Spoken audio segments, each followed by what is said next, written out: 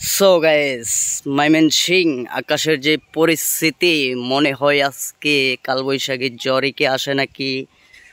দেখেন আকাশের যে পরিস্থিতি, চারদিকে মেঘলা, হালকা দমকা হাওয়াও আছে।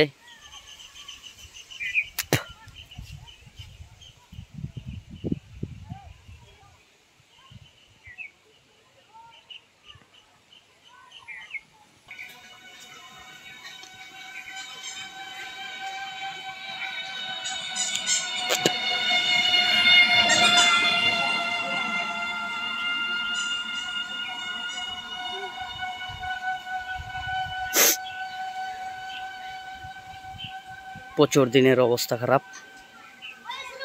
সবাই ভিডিওটা শেয়ার করবেন।